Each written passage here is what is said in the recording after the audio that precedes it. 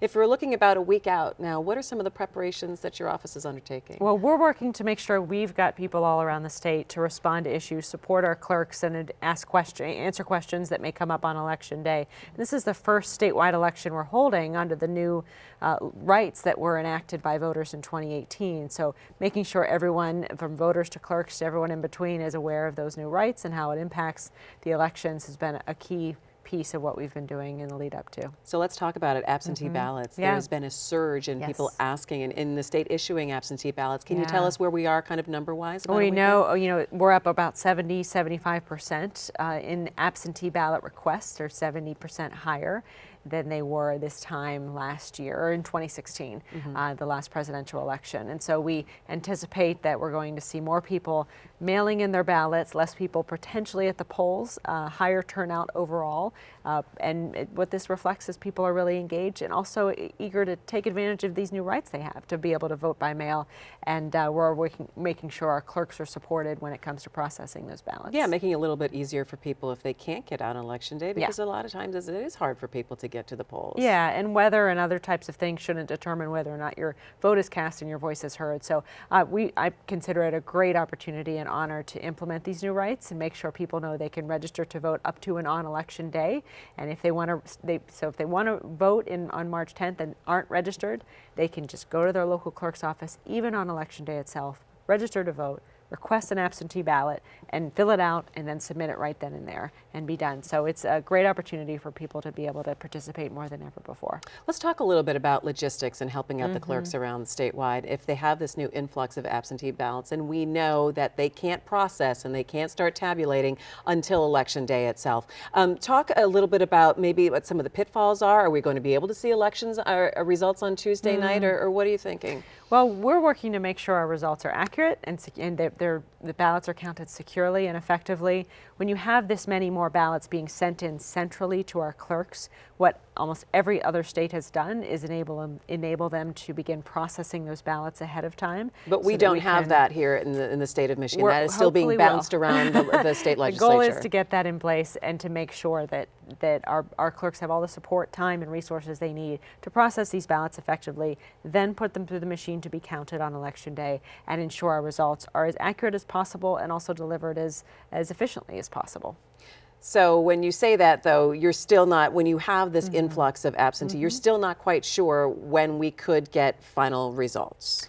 Well, no, I mean, in any event, there's a lot of variables on Election Day period. And so we want to make sure we're ready for every contingency, and that's the lead up plan, and that everyone is communicating on Election Day itself to ensure things run smoothly. So we have every, intention and focus on delivering those results accurately and securely and efficiently. And again, grappling with all of these new procedures and with our clerks in our over 1,500 jurisdictions around the state to support them and get them the tools they need to do their jobs again efficiently and effectively. So what are some of those questions that the clerk's offices are asking your office from around the state? I think it varies, because we have clerks that manage many precincts and thousands of voters, and clerks that only have a township and have a smaller jurisdiction. And so what works in Alpena or what's needed in Houghton is different than what might be needed in Hillsdale or Grand Rapids or Detroit. And so we recognize that, and we've been working to do support in different ways to clerks around the state.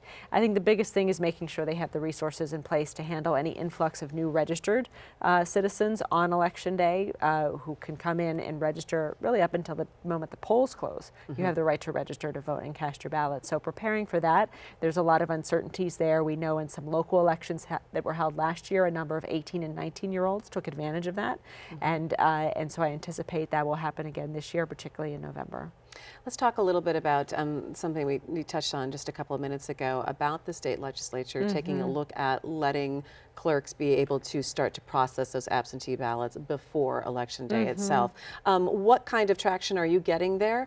And what are some of the conversations that you're having with lawmakers about maybe moving that legislation forward? Obviously not in time for the primary, but beyond. I'm optimistic that the governor is going to support any legislation that we can get through the legislature. It's been an educational challenge to ensure our legislators, many of whom have not run elections, and none of whom have run elections under these circumstances, that they can learn from their colleagues in other states and clerks on the ground who have run elections under these new procedures already in local elections, to hear from them, the experts on the ground, about what they need.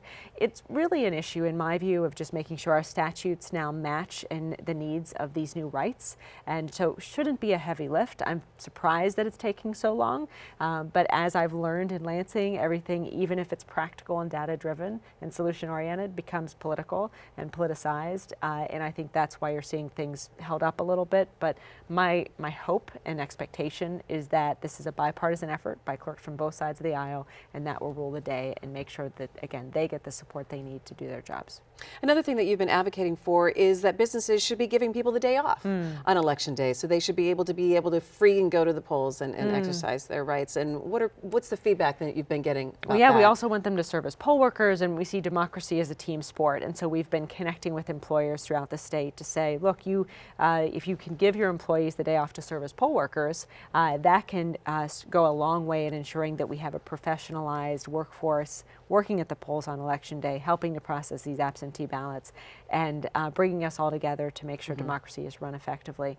So I'm optimistic. There's a lot of enthusiasm. It's been received as really an opportunity to be patriotic and participate, and particularly in a historic election year for our state. And so I think we'll see, and we're in the process of finalizing what that's actually going to look like, but I think we'll see a number of employers step up and be a part of democracy this year in new ways, and I'm thrilled about that. Obviously, you're overseeing a lot of changes, this year. Are there any other efficiencies that you see could be done in the system that you're looking out even 2 years from now, saying, all right, we're going to get through this, but there are some other changes that we could make to make voting easier for people? I think things that make the system more secure, particularly funding to address incoming and potential new threats to the security of our system, is key. One of the things we've been working with Congress on is trying to get a dedicated source of federal funding tied to national standards of what security mechanisms every state, every machine, every operation should meet. And the threats to the security of our elections didn't begin in 2016. They won't end in 2020 or in 2022. And so developing a strategy moving forward and an infrastructure to protect the security of our elections is key, and something that I'm continuing to spend a lot of time on. Okay. All right. So give people, again, if we're a week out from the primary, they can still vote. Tell them what they need to know. Number one, they can still, if they're not yet registered, they can register to vote. They can register to vote and vote in March 10th's election in person at their clerk's office up until the polls close on election day. Number two, you can request an absentee ballot. You have a right to do so if you can't make it to the polls. Closer to the election, we encourage people to actually just go to their clerk's office, request it, and return it right there, so it doesn't, you don't get it cut up in the mail service. And then finally, make sure that if you're interested in working the polls, in serving as a poll worker, let your clerk know. We'd love to engage people on election day, especially if you've already voted absentee. Work the polls and be a part of serving on the front lines of democracy for all citizens, and then enjoy waiting for the results as we process them on election. It takes a lot of people to work the polls, and it's a long day too. It is, and it's compensated. People are compensated for their efforts, but democracy, again, is a team sport. It requires all of us to work together to make sure that every voice is heard, and that's been the big theme of my office this year. And we've been working with, again, employers, community leaders, and everyone in between to engage everyone in making sure Michigan, in this historic role that we're going to play this year, meets everyone's expectations and delivers on what voters want.